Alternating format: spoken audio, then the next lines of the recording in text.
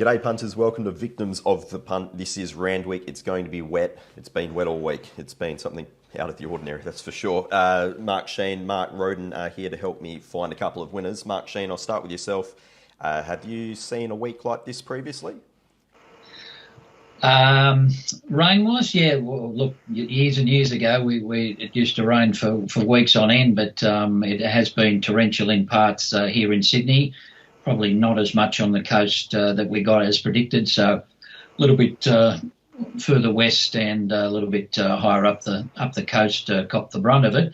But we've got some rain this morning, but clearing skies now, turning out very hot. So the track should be on the improve if we don't get any more showers. Okay. Mark Rhoden, how are you approaching this meeting?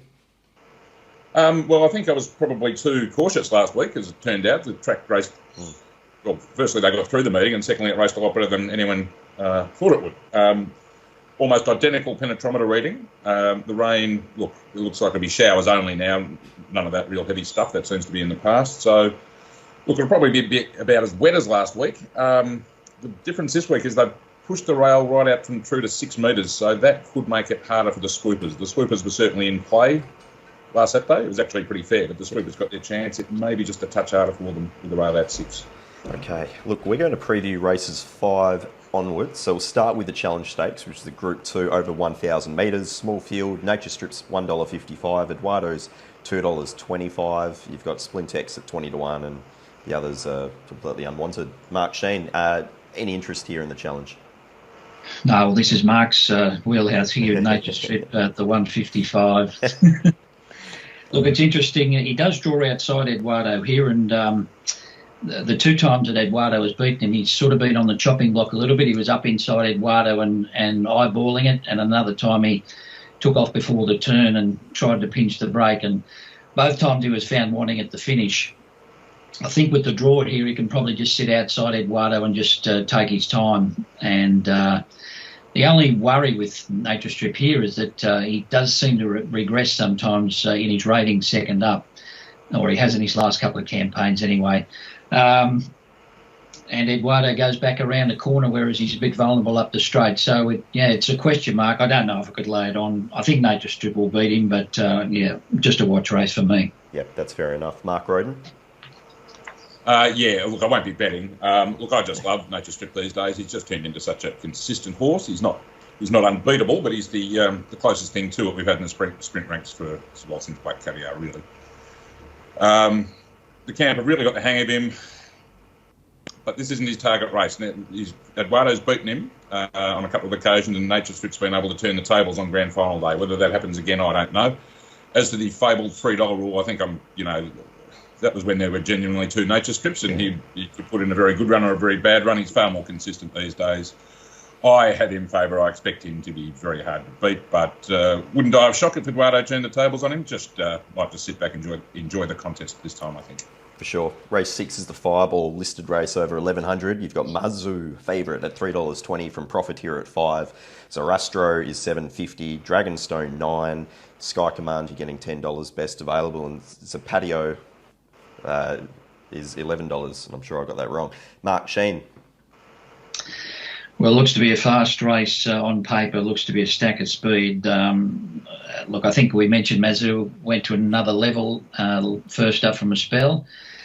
I think the fast pace sets up well for him here. I know it's probably a much stronger race, and he's up to 58 kilos, or he's got 58. He drops 1 kilo, I think, from last start. But nevertheless, I think it sets up well for him, and I think if they can make ground from the back, Dragonstone is an exceptional wet tracker and has trialled up really well for this.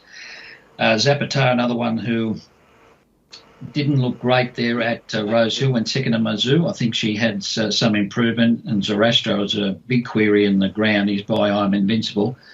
Don't know how he'll handle the wet, but I think he's got a lot of ability, but may get a lot of pressure here, which may not suit him. So I'm thinking the fast pace will suit Mazu and Dragonstone if they can make ground. That's the way I'm playing it. Okay, Mark Rhoden? Yeah, I want to find Mazu. Was on him first up and was very impressed by what he did that day. And yes, as Mark said, I think we all seem to agree that he's gone to a new level. I think he's clearly the one to beat. Just in what's still a pretty big field, 320s looks about right to me. Look, no, with remarks coming out, hasn't it? So, yeah, look, he's probably a better 320 for me. I certainly don't want to bet against him. The one I wanted to oppose was Profiteer, who I'm coming to the conclusion is straight only, Flemington straight only horse. The three standout best runs of his career all at Flemington, and he's been found wanting away from there on one or two occasions. So against him, especially at the price. Sky Command is a very fast wet tracker. If it's playing a bit on pace, I think she's a good chance. But against that, with the other speed in the race, she could be found wanting at the end of 1100, by something like Marzu. And Zapateo was the other one I was giving a chance to. Did give Marzu a bit of a race first up. Has come back a much better horse this time in as well. But, yeah, I think Marzu's the clear top pick. Okay, let's have a look at the quaddie. Race 7 is the Canterbury Stakes, the Group 1 over 1,300 metres. Zaki is out racing in Melbourne. So Forbidden Love is favourite at $2.50. Lighthouse is $4.60. You've got Private Eye and Law of Indices at $6 each, and then you're out to Special Reward at $16. Mark Shean. Yeah, I think this race, from my point of view, will be a lot to do with how the track is playing. Forbidden Love does look to get control here, or there doesn't look to be a lot of pace in the race anyway. The only query I've got with her is the quick backup. Normally she has raced a little bit better fresh, and now they're backing her up 7 days later, but she is a noted wet tracker. I don't think this was really her aim. They were going for the Coolmore, but I think when this race fell away a little bit, they threw a nom in. Private Eye's had 3 trials here. If they're coming from the back, I'd probably want to be on him. And just at the odds, I think Forbidden Love's probably short enough at that price, but she does look to get control. Lighthouse, another one, obviously racing well.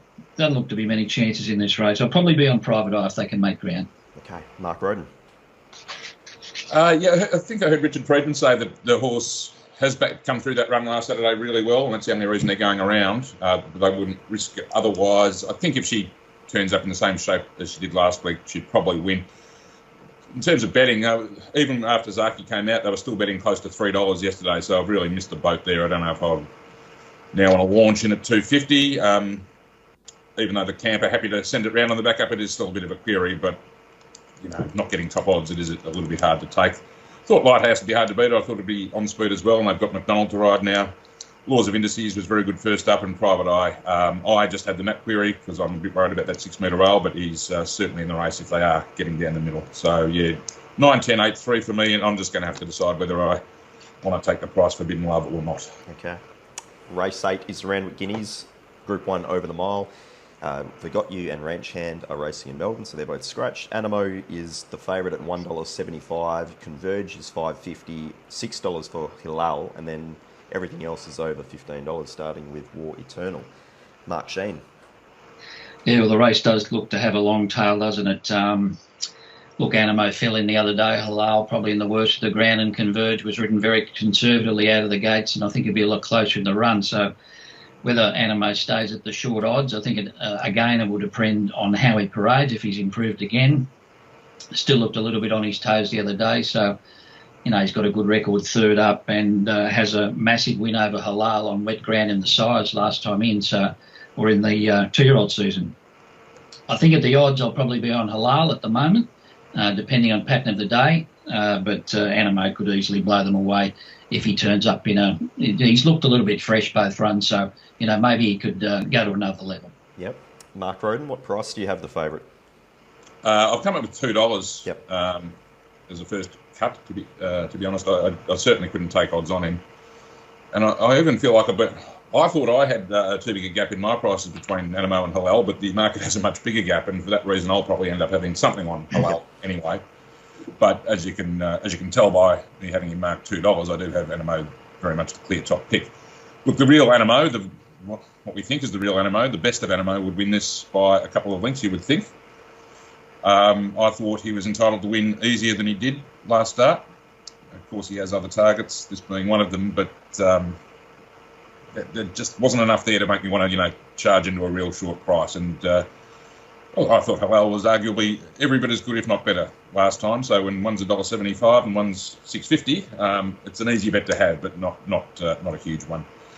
Converge next best, and that is it, isn't it? That really does look like it's about it. So yeah, something small on Halal for me, I think. Okay. Race 9 on the card is a Group 3 mile race for the fillies and mares, and Legai Soleil is favourite at $3. Lelude is $5.50, as is Polly Grey. Stray is $8.50, Arctic Thunder $11, and then you've got Modern Millie at $12, as is Divine Diosa. Mark Shean. Well, the Gay Soleil's probably got a pace problem here. There were 4 or 5 designated leaders in that race the other day at Randwick, whereas this race looks to be a totally different race. Looks a very muddling pace to me on paper. What did you think, mate? Pace-wise, I've got Phil of Fun leading and pretty easily, which shows how slow it could be, yeah. Yeah, I think that's just a query with her. Look, she was dynamic first up, and she's got good wet form, and she's good in the first couple of runs of her preparation. But I just have to have a query on that with the pace and if they can make ground. So we'll just have to monitor that through the day. Look, I thought the Lude was pretty good first up. She'd been trialling well. I think she'll posse up in the first 3 or 4 here. Got good wet form. Just a value point of view, I thought she'd run well on an each-way basis. Obviously, Legai Soleil hard to beat. Polly Gray's a knob in the wet, but she's got 61 first up at a mile. So I'm going 8 each way. Okay. Mark Rhoden? Yeah, this is the big query on it. Look, I think she's come back in fantastic order, trialled really well, and then put the performance up on the track first up. She's flying. But look, anything getting back on the 6 metre rail, I've got a little bit of a question mark on. And if you add in that slow pace as well, it could be tough for her. I'm not potting her as a horse by any means. I've done a market assuming that she's going to get her chance and got her around $3, or a touch shorter actually. But I'm not going to take $3 until I've seen some firm evidence that back markers can get their chance. So very much wait and see. Polly Gray just loves the wet. Joe McDonald, apart from having 61, he's going to have to do something a bit clever from barrier 12 as well, I think. Look, everyone's seen her wet stats, and I think that's why the early market's keeping it pretty safe. I think she's a touch short myself, but she can certainly win, given the conditions. I was then at Lelude. Really liked her trial before her first up run, and I thought the first up run was good, and she maps a lot better than Legai Soleil. Again, I think the price is probably about right. And one that probably more a place chance than a winning chance, Arctic Thunder, who I thought might have gone to a new level last start. Whether that's up to winning a race like this, I'm not sure, but she could be a place chance as well. But very much going to be monitoring the track and the pattern for number 7, Legai Soleil. Okay, and let's finish off with race 10, the quality for the 12 for the mares over 1,200 metres.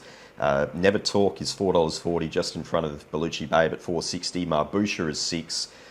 Wunderbar is $7, then $8.50 for Tricky Gal, $10 for Joviality. Mark Shean, any interest for yourself in the last?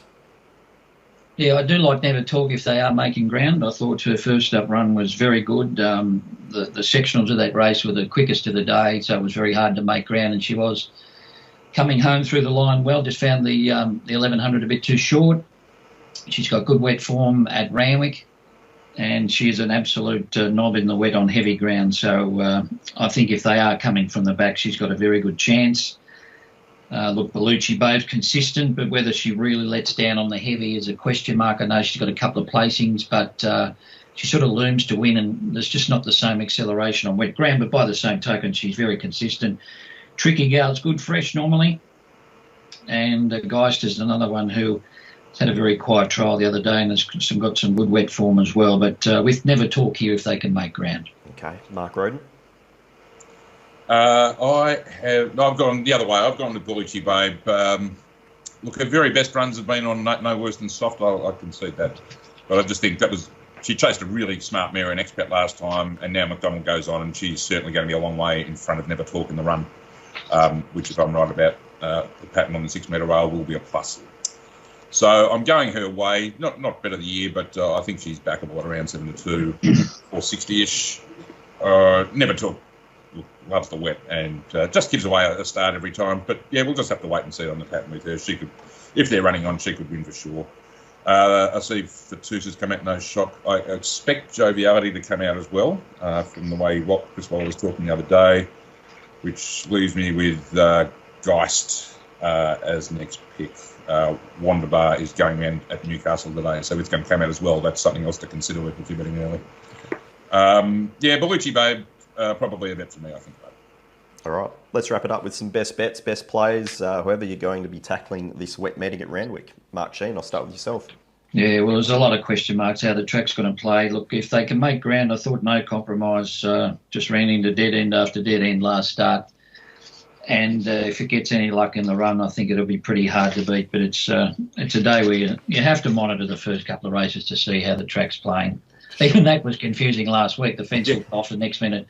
It was okay on the fence. So even watching the first couple can balls you up. Exactly right. That's No Compromise, race 4, $4.40, best available. Mark Rhoden? Not a day for best bets for me. Forbidden Love could be if it's playing on pace. I won't label it at this point. Look, I think Halal's a good bet, given the price differential between he and Animo. Certainly going to look around Profiteer in the Fireball. And don't think it'll be a betting race for me, but I'm very interested to see how the filly Grease goes against Russian Conquest in the Riesling. But as I say, that's a tricky race for the 2-year-olds on a heavy 10. For sure. All right, big thanks to you both. Big thanks to Punting Form. We'll have Rob Scurry back in the mounting yard as well, so I can't wait to see what he thinks of Animo, especially in the Guineas. But we'll review the meeting there on Monday morning. Guys, all the best.